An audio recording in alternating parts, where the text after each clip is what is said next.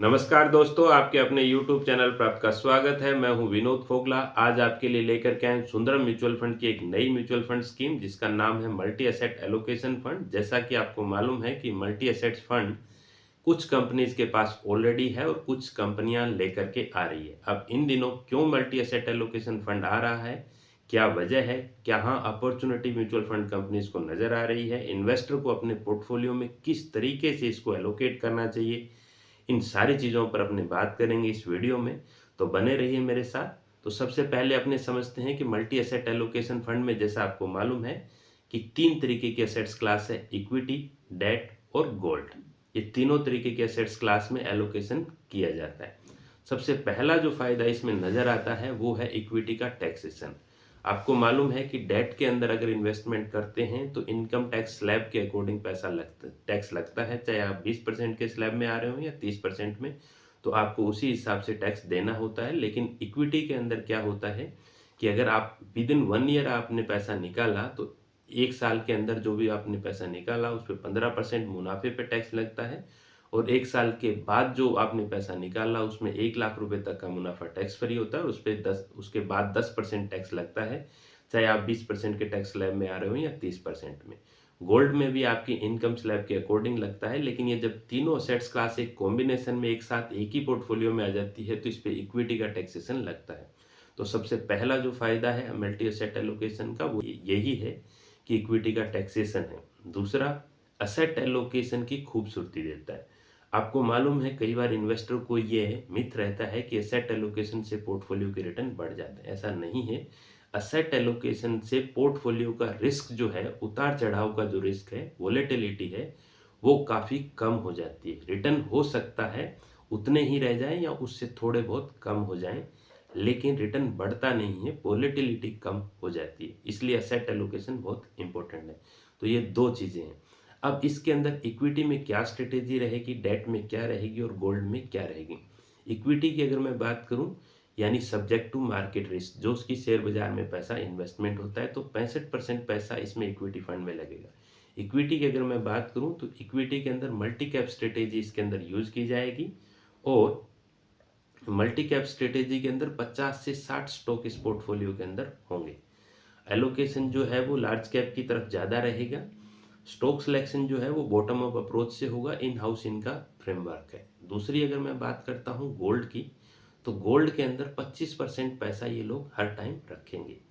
Gold में आपको मालूम है कि वोलेटिलिटी तो रहती है, उतार चढ़ाव रहता है, कंसिस्टेंसी नहीं रहती, लेकिन फिर भी गोल्ड रखना पोर्टफोलियो में क्यों जरूरी हो जाता है, क्योंकि गोल्ड आने से पोर्टफोलियो के अंदर एक तो अगर वर्ल्ड वाइड कहीं भी वॉर जैसी सिचुएशन है या वर्ल्ड वाइड कहीं भी पैनिक है, जैसे आपने कोविड के टाइम देखा, रसिया यूक्रेन के वॉर के टाइम देखा, तो वहां पर आपको गोल्ड एक स्टेबिलिटी देता है, एक रिटर्न अच्छा देता है पैनिक के टाइम। क्योंकि सेंट्रल बैंक जैसे आरबीआई बैंक है, वैसे बैंक्स ऐसे पैनिक के टाइम में डॉलर के साथ साथ गोल्ड भी खरीदते हैं, और जिससे गोल्ड की डिमांड बढ़ जाती है और गोल्ड का भाव, सोने का भाव बढ़ता है।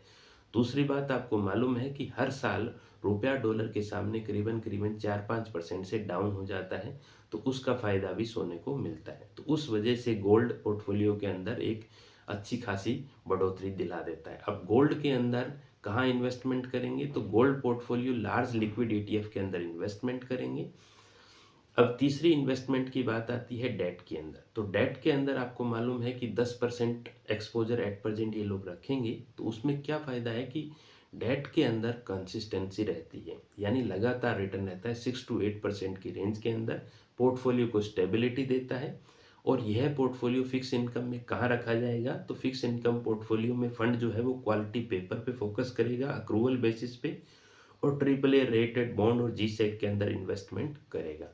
अब ये तीनों असेट्स क्लास एक स्कीम के अंदर आने से फंड स्कीम पे क्या इम्प्लीकेशन हुआ, उससे क्या प्रभाव पड़ा, वो अगर अपने देखें तो आप देखेंगे कि 2020 में जब कोविड के टाइम इक्विटी मार्केट में गिरावट आई, तो इक्विटी मार्केट करीबन 38% डाउन था, लेकिन मल्टी एसेट फंड जो है वो 20% 21% के आसपास ही डाउन था।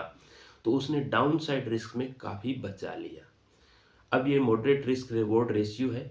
डाउन साइड रिस्क को जैसा मैंने पहले कहा प्रोटेक्ट कर रहा है। 5 जनवरी से 19 जनवरी 2024 तक सब्सक्रिप्शन के लिए ओपन है। भाव एनएवी आपको मालूम है 10 रुपये होती है। मिनिमम इन्वेस्टमेंट रुपीज़ इसमें एसआईपी से या वन टाइम कैसे भी करिए 100 रुपीज़ से किया जा सकता है। अब मैं बात करता हूँ कि मल्टी एसेट एलोकेशन फंड का रिस्क और रिवॉर्ड पोजीशनिंग क्या है। यानी फर्ज करो आपके पास 2-3 फंड ऑलरेडी हैं, तो ये फंड आपके कहाँ पोर्टफोलियो में सेट हो सकता है। तो आप देखेंगे कि ये बैलेंस एडवांटेज फंड और अग्रेसिव हाइब्रिड फंड के बीच में मल्टी एलोकेशन फंड आता है। जैसे जैसे आप राइट साइड में ऊपर की तरफ बढ़ते जाते हैं, aggressive hybrid, equity large cap, equity multi cap, equity mid cap, small cap, thematic, reward, risk और रिवॉर्ड दोनों राइट साइड में ऊपर की तरफ बढ़ते जाते हैं। एग्जिट लॉट की बात करता हूँ, तो अगर आप 30% तक यूनिट आप निकालते हैं विद इन 1 ईयर, तो आपको कोई एग्जिट लोड नहीं है। 30% से ऊपर निकालते हैं तो 1% का एग्जिट लोड है। इसको उदाहरण से समझते हैं। फर्ज कीजिए आपने 1 लाख रुपए का इन्वेस्टमेंट किया और 30,000 रुपये आपने निकाल लिए, तो आपको कोई एग्जिट लोड नहीं लगेगा, चाहे आपने 1 साल के अंदर ही निकाल लिया हो। लेकिन अगर 30% से ज़्यादा पैसा आप निकालते हो तो 1% एग्जिट लोड देना पड़ेगा। रिस्कोमीटर के हिसाब से वेरी हाई कैटेगरी में है, क्योंकि इक्विटी 65% है, यानी अंतिम पायदान पर है।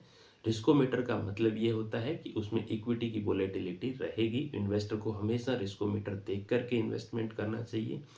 अब बात करते हैं कि इस फंड में आपके पास इन्वेस्टमेंट करना चाहिए या नहीं करना चाहिए।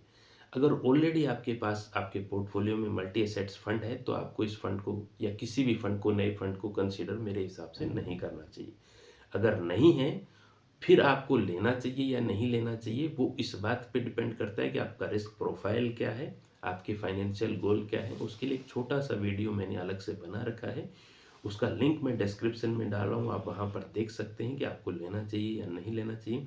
उम्मीद करता हूँ इस वीडियो से आपको कुछ इंसाइट मिले होंगे। तो आप बने रहिए मेरे साथ मेरे यूट्यूब चैनल पर। नमस्कार।